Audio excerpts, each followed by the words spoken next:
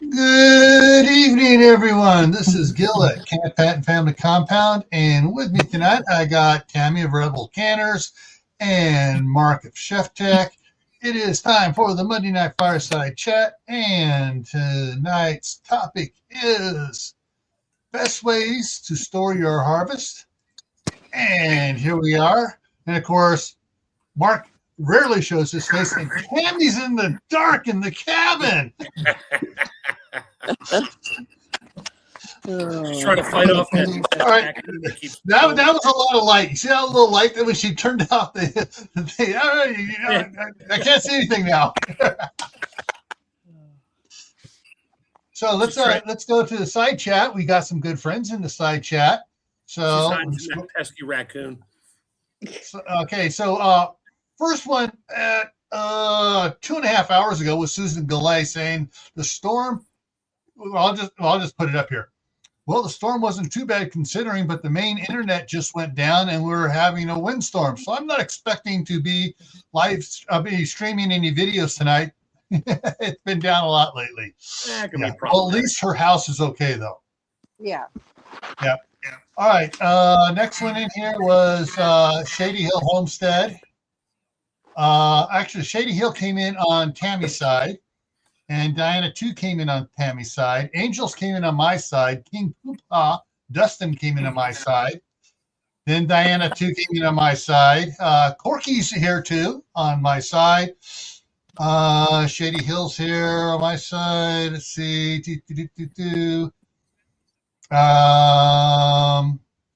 Glenn's here. How to Garden in the house. And yeah, Corky's all right. Corky's having the problem that my wife and I had a little while ago. Only it was with our grandson. He was going off, but yeah. So Fred is giving Courtney and Dustin a bad time. But hey, kids, that's what they're supposed to do, isn't it? All right. Let's let me get some water here. Now, I don't know who's breaking up. Tammy, give me a 3 count. 1, 2, 3. Okay, you're coming in, Claire. Mark? 1, 2, 3. Okay, there's some. I was getting some stuff there. I had my phone on like volume 1 on Tammy's channel, so if it went away, it was me. I was trying to keep the volume on so she gets credit for it, but crap ain't gonna work. Do you know how you do that? You put the earbud in. That way it doesn't get feedback. Earbuds. Yeah, sure. I have them not out in a garage. You know what? Whatever, dude. I'm just going to go downstairs and finish freeze drying all my chicken. Yeah. Okay, I just heard that feedback. That's not me. All right, so tonight, everybody out there, we're going to be, the title is Best Ways to Store Your Harvest, but we're going to list what we think are some of the best ways, but you need to be writing stuff down of the different ways and stuff as we talk about different foods for different ways so that you can choose what's the best way for you. Because that's what matters. What is the best way for you? Because not everybody has what's that big one you called again? It's not just a seal meal, it's a vacuum chamber. Chamber sealer, yeah. Chamber sealer, yeah. They work differently. A vacuum sealer, you put the bag into it and it seals up just the bag, the interior of the bag. So when it sucks the air, it sucks the air out of the bag itself. Problem with that, not a problem, but the one thing you can't do with that is liquids very well, because you suck a little bit of liquid into your pump, you're kind of done. Yeah. Chamber sealer, the bag and the sealing bar are both inside the vacuum chamber. So when it turns the vacuum pump on, it's a big pump. It pulls a vacuum on inside and outside the bag. So you can actually, I think I put a video of my tomatoes up. It drops the pressure down to like 0 and things boil. I mean, my tomatoes started bubbling and foaming, but what it does is when it gets it down there, it seals it while there's still a vacuum on both sides, and then it lets air back into the chamber, and that's when you see it, quote unquote, shrink up. Yeah. It's great because I put chili in there. I do chili soup. I don't care what it is. It goes in there. I use that for my freeze dried stuff. I only use it to take a little bit of the air out and seal it up, but I always use the impulse sealer to make sure my seal is good because it's not heavy enough for doing Mylar. Yeah. All right. So got a question has to do with Tammy's avatar. And Diana's asking what kind of picture you have. That's her All-American gray canner she got 2 years ago. Yeah. At the food summit. Yeah, at the food summit, and I believe that one. And I believe it has Tammy causing that echo. Yeah, I believe it had. You got the Rebel Canners logo on it too, right? Yes. Lehman's Hardware. I'm sorry, I can never say it right because I think it in my mind before I say it wrong. The hardware there in Kidron, Ohio, has a laser engraver, and so they engraved my logo on the lid for me. They did that for everybody that year. If you bought one at the summit, they embossed it for you free. Cool. So, all right. Caitlin Strain just came in here, and so probably everyone's going to expect us to say the best way to do it is canning. Sure. Well, for some things, it may be. Well, I'm going to say for long-term storage, I'm going to say canning is number 2. Number 1, Mark's going to argue with me, so I'm just going to give it to him now. Freeze drying is number 1. It has a 25-year longevity. Number 2, for longevity is canning. But the absolute best way to preserve your food short-term with all the probiotics is fermentation. So I'm going to say fermentation is king. Then preserving it in honey. You can't ferment everything, though. That's the only certain things you can't ferment. Yeah. But then the other thing is you ferment some things in honey. So preserving in honey would be my second one. And then canning would be my third because I don't have a freeze dryer. All right, I'm going to throw something. I had a crazy thought just hop into my mind. Fermenting beef in honey with no. You go for it, Gil. You let us know how it turns out in a couple of years, and we'll send flowers. Yeah. Well, I don't think it will kill you, but it's not going to be. I mean, they actually did that back in medieval times. And then don't they take the honey and keep the honey going and turn it into mead? Yeah, obviously people stopped doing that. So it's probably, I'm going to say if people keep up doing it, then it's a good way to do it. If something better comes along and they stop and they do something, better over the last 200 years, then I'm going to say it's probably not the best way. Yeah. Well, things also takes a lot of honey to do it too, right? Yeah. Oh yeah. Yeah. I mean, you could pack meat in salt. I mean, period. You just got to rinse it off real well and soak it before you eat it. And salt's cheaper. And dry it, and salt's cheap. Yeah, so you can do it that way. Maintain a lot of your nutritional value in the meat. Yeah, Glenn's down there playing pirate. Just put everything in rum. It's good forever. Just chase everything with rum. It'll cure what ails you. The only thing I'm putting in rum, I'm soaking cake in rum, and I'm putting vanilla in rum. That's it. Oh, well, I guess you can do a rum tov where you do the fruit in rum. What about maple extract, using rum for the alcohol for the maple extract?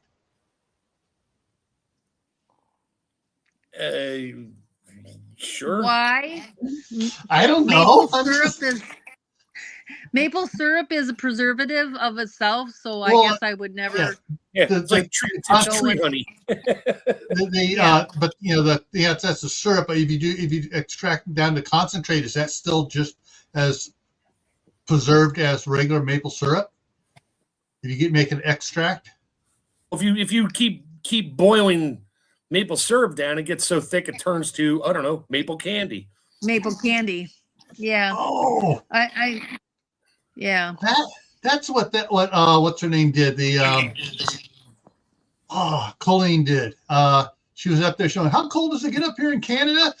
She had a jar of maple syrup in there that was really thick. Normally her jars are really thick even in the summertime. She pours it out, starts pouring it on the snow, and you see just starting to freeze as it hits the snow. And then she picks it up. Oh no. Yep. Maple candy. My brother used to make that. We love maple sugar, and we love maple candy. My brother used to make us. I was just talking about this with Sawyer tonight because we were hauling wood. We got picked up a cord of wood, and we had to first load it in the truck and then bring it home and unload it and stack it.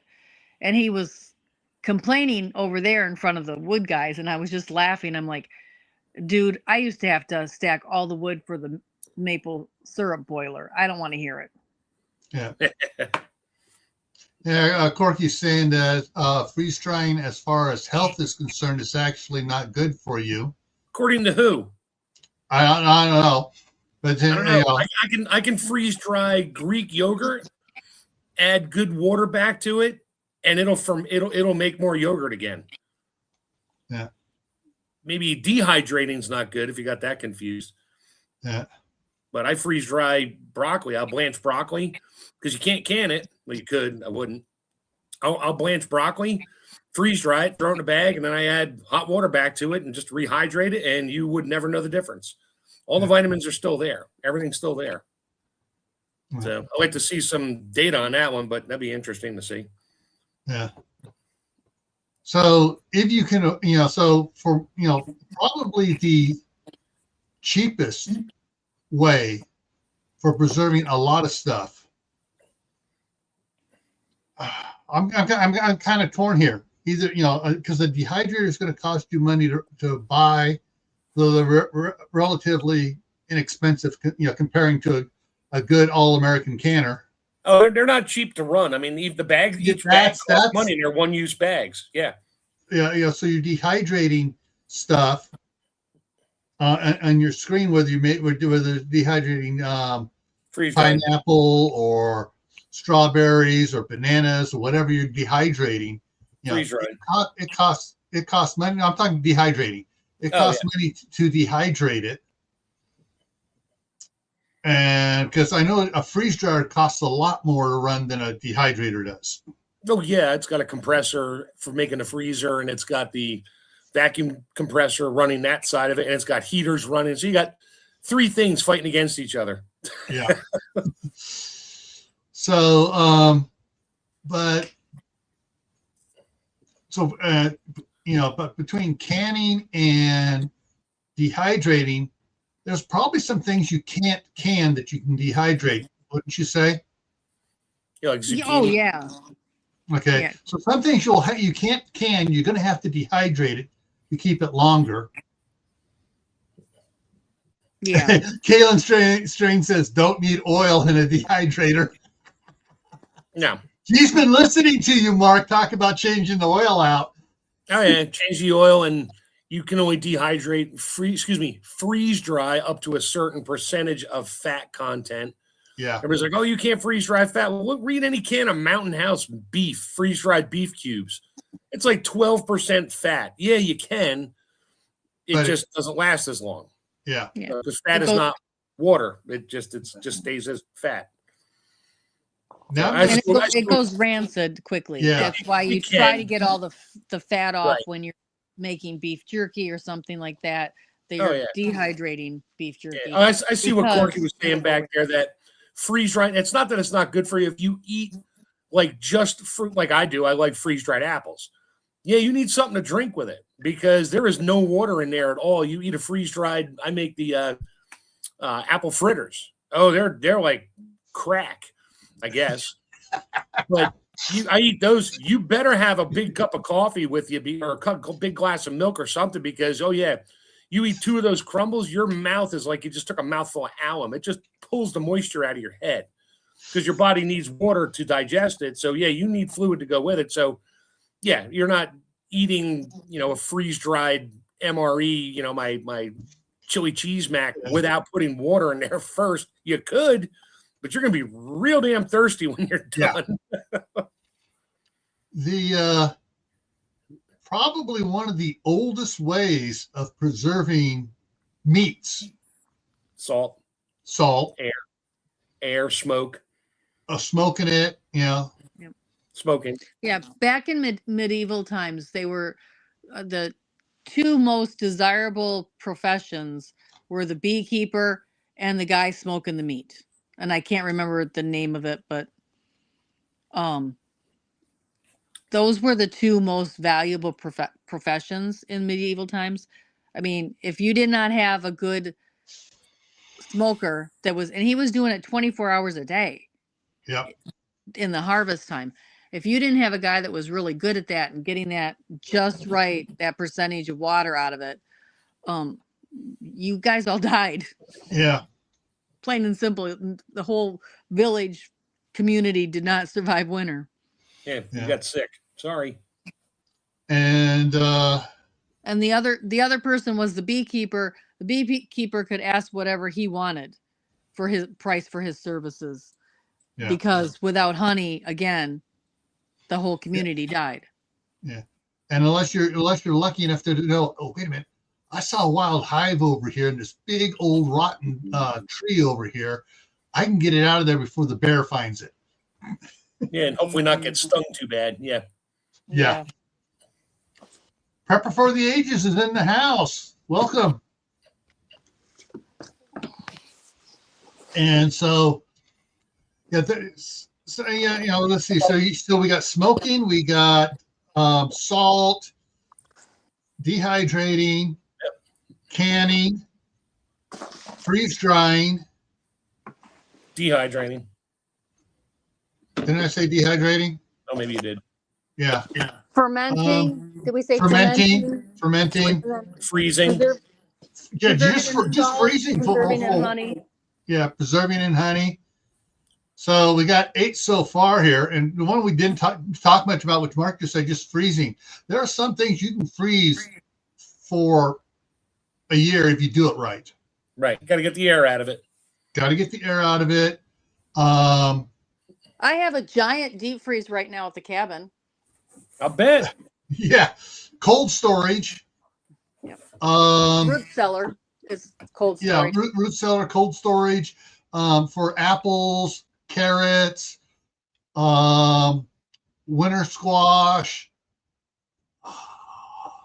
They used to do what my grandparents called pit, also, where you would dig a hole and put a barrel in it, or line it with straw, put a barrel in it, then line it with more straw, and then put potatoes and carrots and like a root cellar, but in a barrel.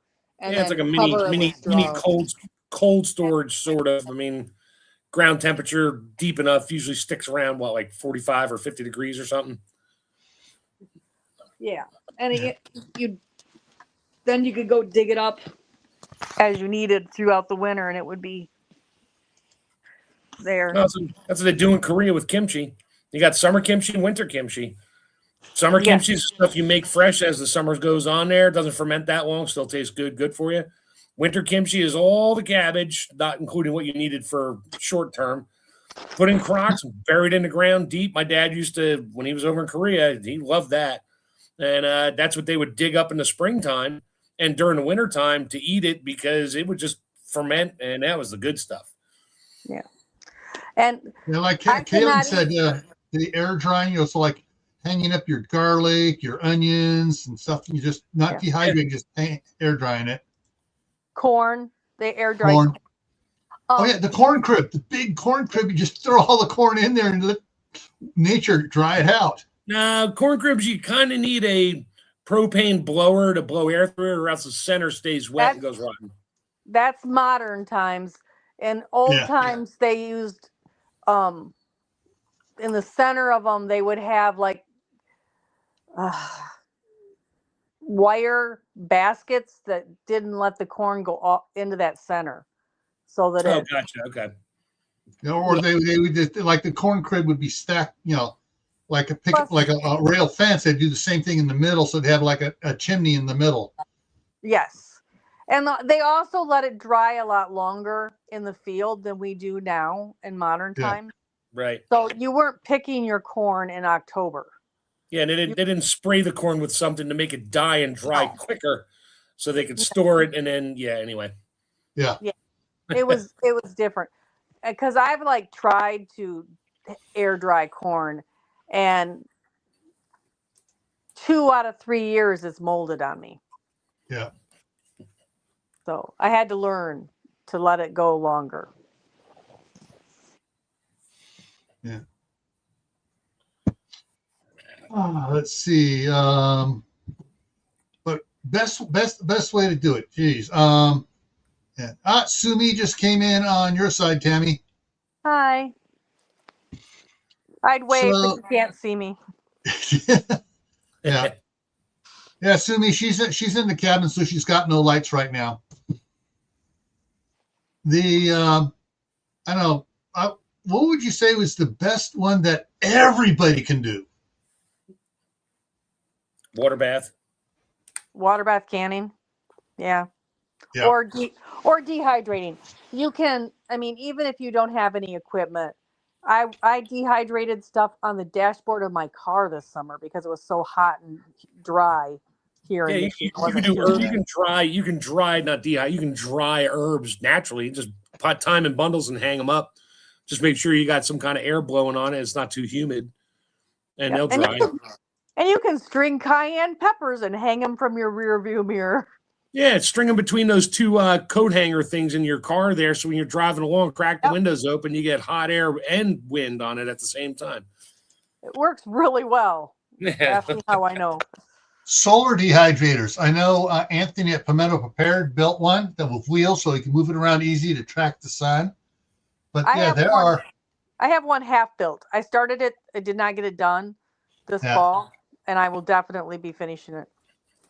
Now, some of these here, this is from the Utah State University Extension.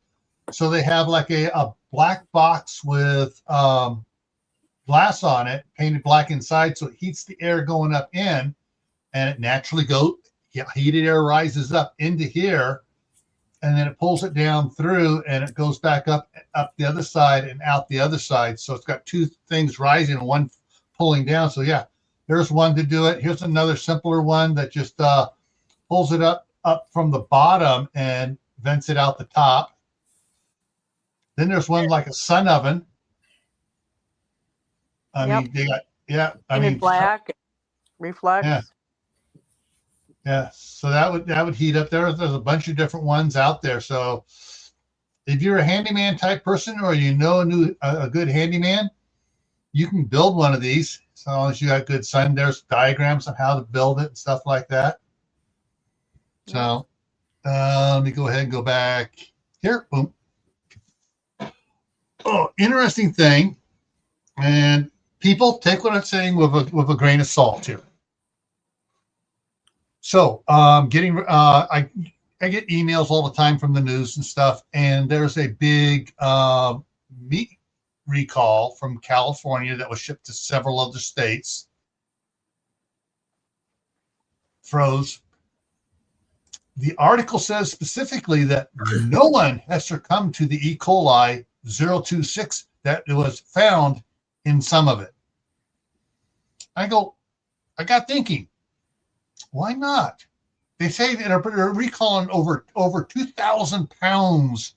That's because they said it may have been contaminated with E. coli. No. This says it has been. It said it has been contaminated. They were very specific. This is not a may. This has been contaminated, but no one's done it. I looked up E. coli 026. I asked can fully cooking meat kill it? And it goes, yes. E. coli 26, like other harmful bacteria, is killed by thoroughly cooking meat to safe internal temperatures, generally 160 degrees Fahrenheit for ground meats, which destroy the bacteria and makes the food safe to eat. Now, the one thing it doesn't do that kind of can lead people to say, oh, well, my meat smells a little funky. I'll just cook it. It'll kill the bacteria. No, now you're eating the toxins that the bacteria left behind, and you're going to get just as sick, if not sicker. Yeah. So it doesn't mean you can cook bad into good. It doesn't work like that. Yeah. And then below it says ground meat, beef, pork, veal, lamb cooked to 160 degrees Fahrenheit. Ground poultry is 165 degrees. Steaks, chops, roast for pork, veal, and lamb cooked to 145 degrees Fahrenheit and let rest for 3 minutes. The thermometer is key. Food temperature is it is the only way to reliable to make sure the meat reaches the necessary temperature inside. Yeah. So if someone had some of this meat and they were canning it, it would kill the bacteria. Yeah. Okay. I want to make sure that got clarified because there were some people. There were people asking questions about that. So I was thinking, yeah. Yeah, your canning temperature, once it gets up to temperature, pressure, both, at 10 psi is about 228 degrees, Tammy, give or take. Yes. I mean, it's higher than boiling. To be on the safe side, I'd say 220, but it usually gets above that. Yeah, it's a pressure over temperature thing. So, boiling at sea level is 212. Once you hold the pressure in, steam is steam from 212 and up. I mean, until it turns to plasma at some ridiculous temperature. But I don't think I'm going to be using a plasma cooker anytime soon. No. Did you kill it? Oh, it's dead. Ain't nothing alive in there. Look, it's black powder. It's called carbon. It's all dead. and this, I'm going to say this is the problem. You don't want to sterilize your food. When you sterilize your food, it has no nutrient value left. Yeah. That's why our food has very little nutrient value, is because our soil is dead. Yeah. Well, yeah. All right, Kaylin said something here interesting. I want to get caught up on it. Okay, so I got several things to pop up on the side chat. So Glenn says, I love to can. Pepper for the ages. I have a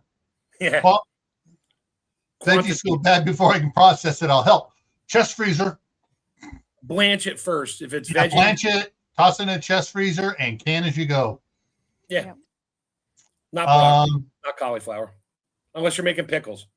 But I understand Kaylin's problem here because she's using one of those little propane stoves, and they shut off because of the either it runs out of the propane fuel, or it has a timer, a heat thing on it. The unit gets too hot, so it shuts itself off. Right.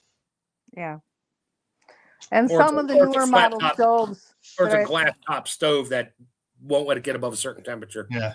It doesn't even have to be glass top. Some of the newer stoves, especially those they're putting in apartments, they have a safety in them that will shut them off after half an hour.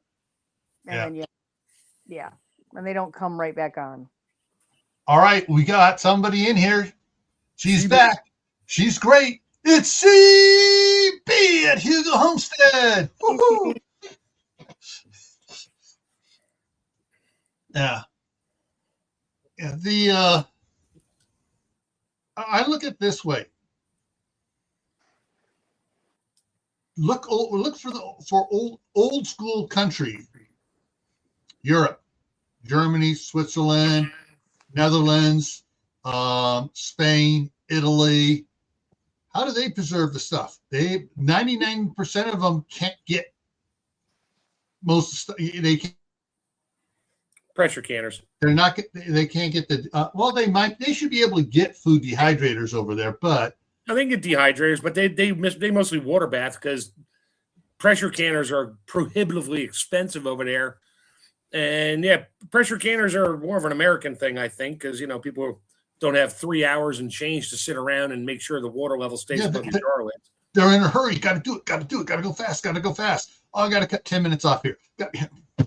Never. Meanwhile, it takes about 3 hours to do meat and quarts because it takes the time to bring it up to temperature, and it takes the 90 minutes or so, depending on what you're doing and your altitude. Thank you, Tammy. To get it to process, and then you shut it off. You got to let it cool all the way down. You're pretty much at about the same time as if you water bath it for 3 hours. And when they're done, shut the water off, let it sit there for like another couple minutes, and then pull them out, put it on the counter, and you're done. So you got to stand there the whole time, make sure it keeps and maintains a rolling boil, and you can't let that water level drop down below the tops of the jars. Yeah. So there's that. And what's also on your side there, Tammy? And Portugal's another one that does a lot of old, does it the old way. Yeah, they'll hang their fish on racks in a half covered shelter and let the sea air blow on it and dry it out. Yeah. And they can do that in Europe because they don't have the common housefly. Mm-hmm. And that is so wonderful. If you go there, they're open, and Portugal is a beautiful country. If you go there and they have these gorgeous open air markets and they have fish laying there and there are no flies on it. If I catch a fish and throw it on the bank, before I can get the hook out of it, I've probably got 6 houseflies trying to land on that thing. And, it's just wonderful over there at the open air markets. And that's an advantage they have over us. Yeah.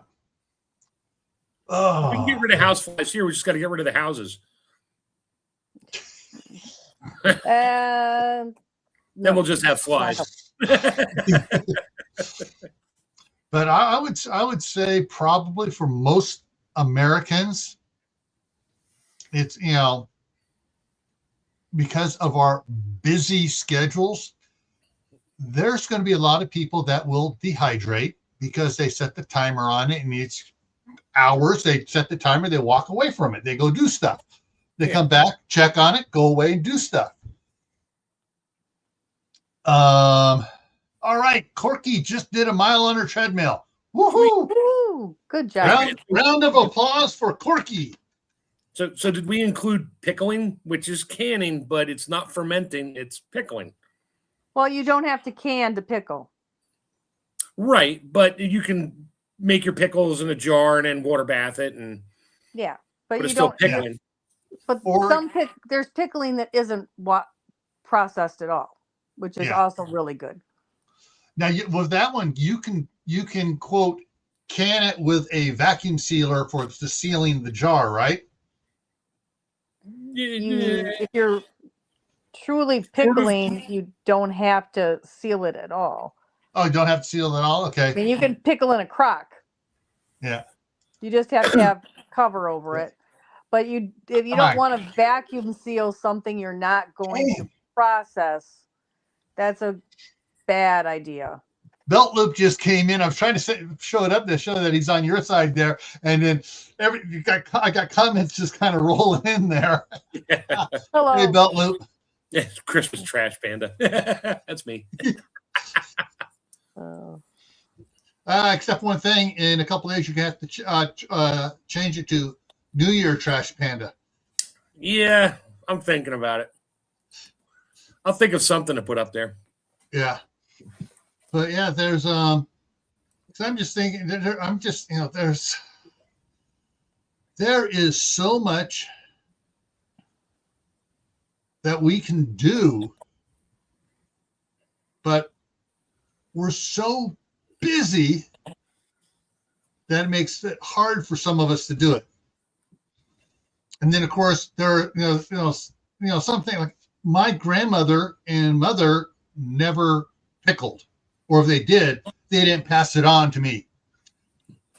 No, my mom and grandma did. I got their bread and butter pickle recipe. They pickled a bunch of stuff, but they also canned, mostly water bath. My mom had a pressure can, or I think she pressure canned a few things. 90% of the stuff that was in my pantry growing up was pickles and jellies. Mm-hmm. That was it. Because my uncle had a big farm and he would just bring over piles of stuff. And if we couldn't eat it, Mom would try to freeze it. If it wouldn't freeze, she'd can it and make stuff out of it. And yeah, we ate it anyway. But yeah, tomatoes, pickles, and jellies. Yeah. And another sort of a pickle thing, way of preserving is you can actually preserve eggs in lime. Yeah. It's called water glassing eggs. Yeah, water You can glassing. Water glass.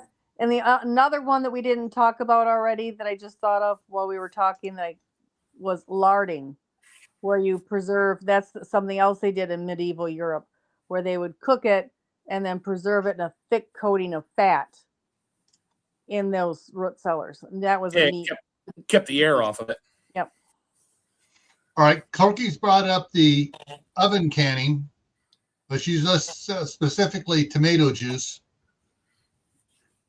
Yeah, the only thing I ever oven canned was I canned challah bread and brownies and chocolate cake. It's all I ever did in the oven. I did it just to do it. Yes, I did it. I'm good. Yeah, the history of fruitcake is amazing if you look it up, folks. Well, sugar is its own natural preservative. That's why fruitcake is just a mouthful of sugar. Yeah. It doesn't go bad. All the candied fruits in there, they're just packed in sugar and pulled out, and those things last a long. So I guess sugar preserving is another thing because sugar is a preservative. Yeah. Yeah, in that amount. I mean, that's like salting meat and stuff. You put that much on it, you do stuff to it, and then you do it. All right.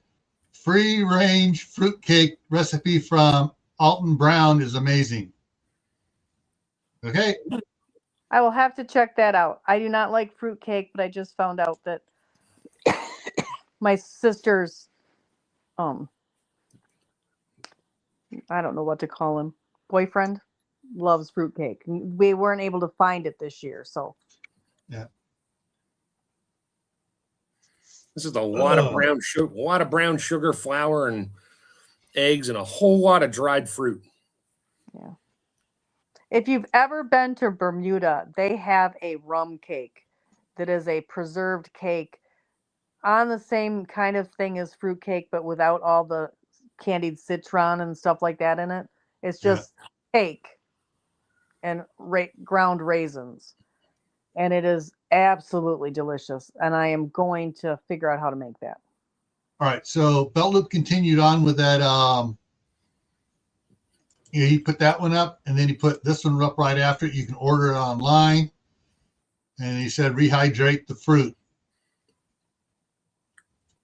Ooh. Sugar cured ham.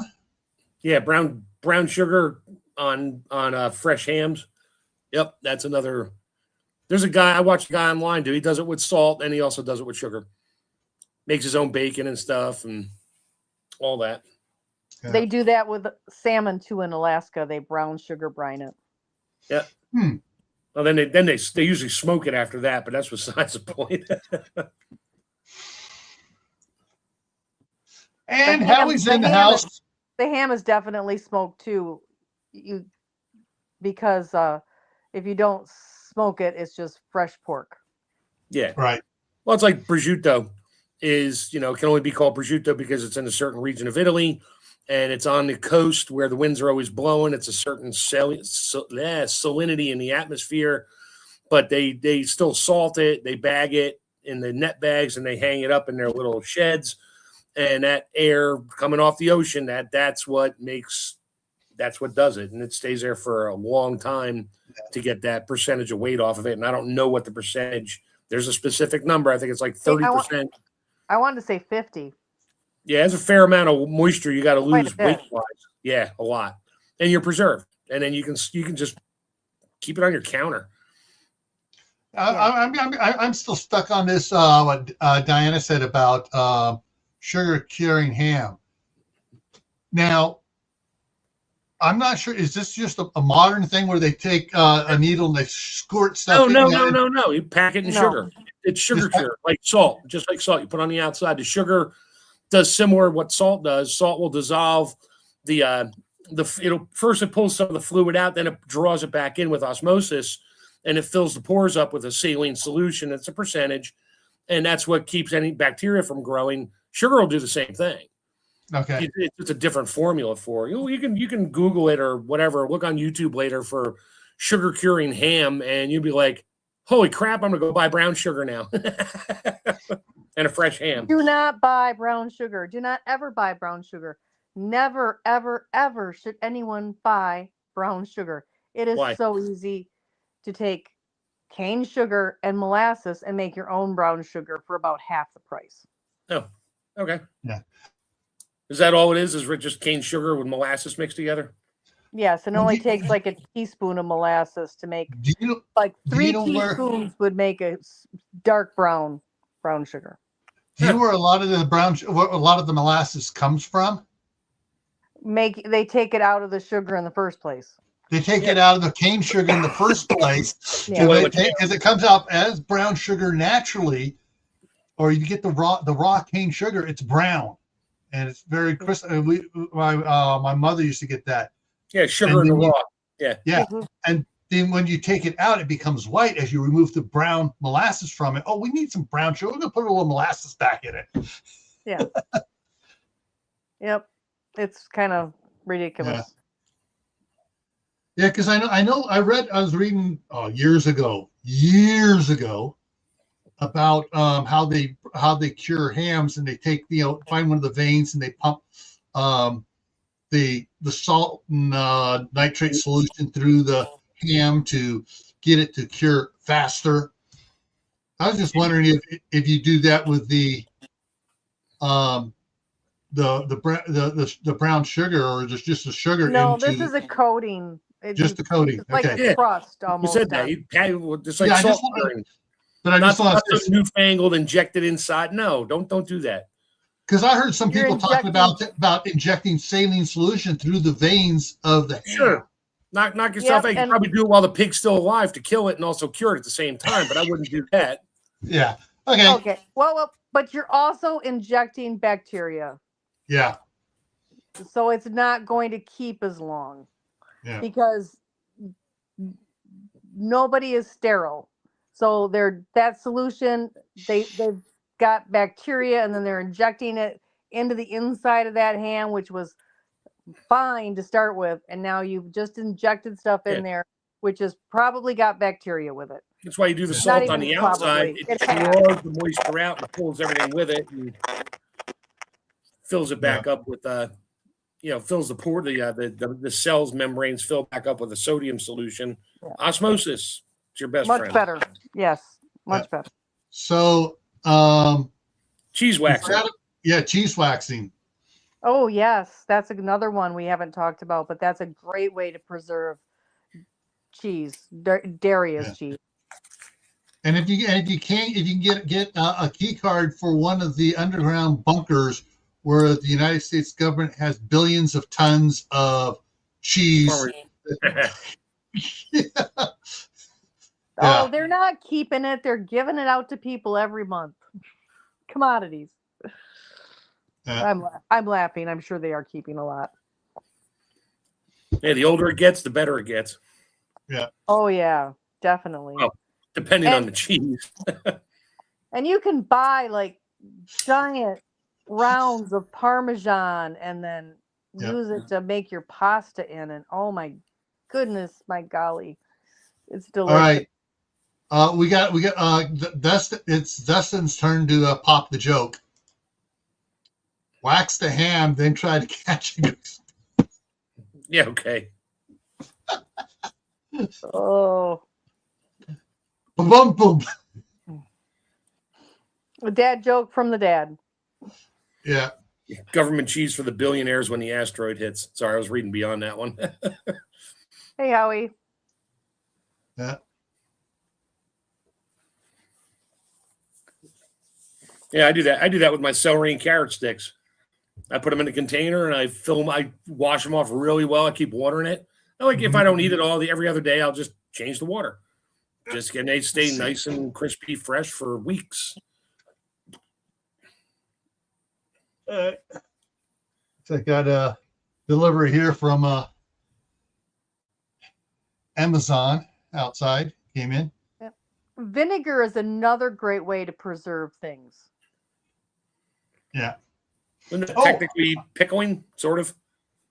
Well, making vinegar, taking your fruit and making vinegar. Oh, okay. Yeah. Like apple cider vinegar is so healthy, and it has all the minerals and vitamins in it from the apple. Yeah. Okay. Gonna bring Kaylin's comment up here in a second. I was watching something and they were talking about oh no, I wasn't watching. I was on your YouTube channel. Not YouTube, your Facebook channel, Tammy. And the question was, can I can mayonnaise? And all the answers were no, no, no, no, no, no, no, no, no. And they were talking about why, because it's basically when you do the vinegar and everything done into it, it's cold packed and vacuum sealed. Yeah. Yep, Yeah. it's vacuum sealed. It's not canned. Yeah, because she was saying, I got this big gallon jar of mayonnaise. I want to put it in smaller containers. Yeah, that's like the people that say, I just got a wicked deal on a 6-pack case of 175s of Jack Daniels. How do I can it and make it last longer? Yeah, that's why that was one of the reasons why I got off a Tammy. And I couldn't take it anymore. I'm like, these people are just gonna die. Yeah. All right, but yeah. So the thing is, though, on something like that, some people were saying, get out your clean gloves and everything, and you can put it in jars, and you put the vacuum sealer on the jar and just seal it down again. Of what? Mayonnaise. Mayonnaise? Sure. You could, but you still got to keep it in the fridge. Once you open it, you got to put it in the fridge. But it's one of those things. It's just unless you're a restaurant, don't buy it in gallon jars. Yeah, no. I've bought it in gallon jars from the restaurant store because of having a big family, and it will keep 6 months in your refrigerator. Oh yeah. In that gallon container. Yeah. As long as you never put a dirty fork, knife, spoon, whatever, back in there. You mean like when your wife decides she's going to make some tartar sauce for her fish, and she takes the spoon that she was mixing the tartar sauce in and goes back in the mayonnaise, and you go to make a sandwich and there's like relish bits in there and you're freaking out, going, are you kidding me, honey? Really? Oh, it's okay. No, it's not okay. No, it's not. No, that drives me crazy. Like, and I might use 3 different spoons to get enough mayonnaise out of the jar and mix up my tuna fish. Oh, that's why when I'm doing my tuna fish, back in there. Yeah, when I'm doing it, I use 1 spoon just for the mayonnaise. Yep. It never touches it. I just scoop it and plop it and set it back, and then mix up. I need a little bit more. Use that same clean spoon that only has mayonnaise on it. Yeah, that's what Tammy just said. 2 or 3 spoons. Yep. I'm gonna say 3 spoons because somehow I get interrupted, and then that spoon touches the tuna fish, and then I've got to get a 3rd one. You can do it in 2 if you have nobody distracting you. Now, I know for a fact I have preserved dried fruits, not that you need to preserve them, in alcohol. We had a bottle of vodka, and we stuffed, of course, it didn't work out too well because we stuffed in apricots, dried apricots. And they swelled up. That was getting them out of the bottle, and it was a glass bottle. That sucked. But anyway, we're sitting there with a pair of hemostat clamps trying to pull pieces of apricot out. Oh yeah, 1 speck at a time. I think we gave up and threw it out, but it worked. No. You should have taken one of those little blender thing, put it down in, and just an extension on it, so it just whips it all up and turns it into liquid vodka. Yeah, sure. That wasn't what we were going for. Because we did it in like a mason jar, and it worked great. It's like a friend of mine was just like, oh, let's pack some in this half-open bottle of vodka. So we did that, and we hit it. 8 years later, we found it and went, wow, it smelled great. The little bits and pieces came out taste because they were cured in alcohol. Oh, yeah, good stuff. All right. We mentioned this. It went by quick. Is water glassing unwashed eggs? Yeah, that's what Tammy said. Yep. Yeah, Tammy said that. Just to remind everybody, with there are some great videos on it that they where they give the amount of the pickling lime to water, the caustic soda, hydrated lime. Yeah. Hydrated lime. Yeah, into it. Next, got a question here from Dustin. Need advice on canning mushroom soup with cream cheese. Oh, you, Tammy. I have not done that. I would think the cream cheese would break. Well, yeah, the cream cheese is at a different time than the mushroom. I'd have to look at that. I can't do that one off the top of my head. Yeah.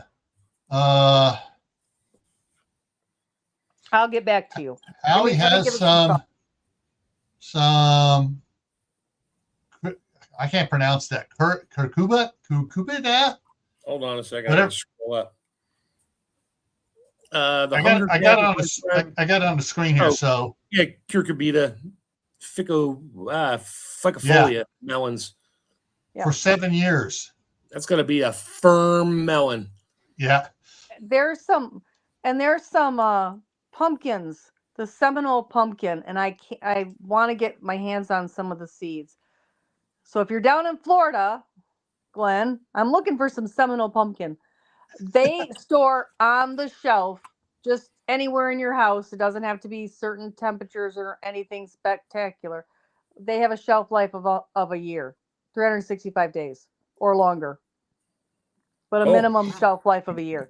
And you don't have to like dry them or do a whole bunch of fancy stuff to them. They just they are that hardy. Yeah.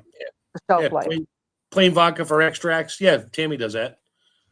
Now going back to Dustin's thing there, because Caitlin says, Dustin, you stumped her. Going back to that, where was it here? Cream cheese mushroom soup. Yeah.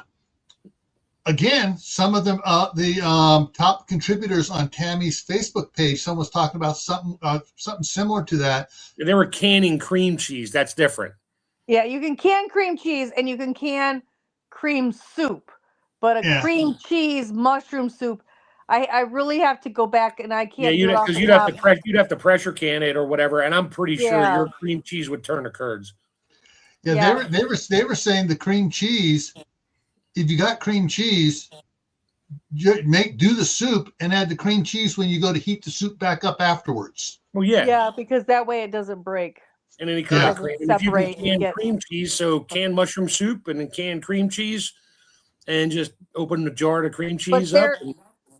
They're on a special diet. They're trying to get away from the carbs, so the cream cheese would have a lot of carbs. So there's more to this question than what face value. Right. Yeah. Kaylin says plain vodka for making extracts like vanilla, peppermint schnapps. I'm not sorry. Peppermint schnapps. Sure, whatever. You can make lemon bomb schnapps. You can take peppermint oil and put it in brandy or schnapps and make a really good cough syrup. So, I mean, she's not wrong. All right. So, another one from Howie. Camus bulbs last 400 years plus when stored. Okay. 45% sure. Mm-hmm. Okay. Excellent. But, so what is the best way to store your harvest? It's what works for you. Yeah, and how fast you can eat it? Can you get to it all in time? Is it going to go bad on the shelf? Are you going to eat it all? I mean, I still have stuff on my shelf downstairs from 20. My wife, she comes upstairs. She's like, "Hey, honey, can you open this jar of pickles?" I was like, "Where'd you find that?" She's like, "It was on the right side, all the way in the back. It's my bread and butter pickles I made in 2018, 17. And they're just about ready to eat now. Yeah, and I took one away. I was like, all right, and it had it's the my glass dome lids, and I popped the ring off it and just tug on the little rubber seal, and it goes thunk. And she opened up. I smelled it. I was like, wow. She's like, oh yeah, they're good. I'm like, how many more are down there? She's like, I don't think I want to tell you. I think she's hiding them on me. I had like 60 jar. I had 60 pints of those things. I think I'm down to like 4. Well, this year, 2026 will be the year of making more bread and butter pickles. The year of the cucumbers. Yep. Yeah, you just got done with the year of the tomatoes, so it's only fair. That was last year. This past year is year of the green beans, which it was okay. I still have a bunch of green beans in the freezer. I don't can those. I just blanch them and freeze them in my chamber bags, and They're good. All right. We had some. That reminds me of something. Thorhaven Homestead was talking about was showing their stuff a couple of years back. They said, the one year they had a bumper crop of green beans, and they put them all up. Yeah. The next year, the green beans didn't do crap, but it had enough green beans canned on the shelves that lasted all through that year into the third year. And I never heard back what happened in the third year, whether they had another good crop or not. But plants are biennial, even though we think they're I know that there's quote biennial plants, but even plants that we get a harvest from every year are biennial in the sense that not every year is a good harvest. Yeah, which means my apricot and peach trees, which I planted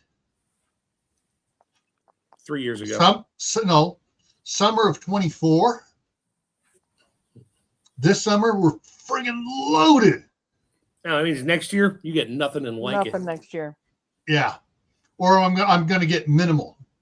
Yeah, you get a couple.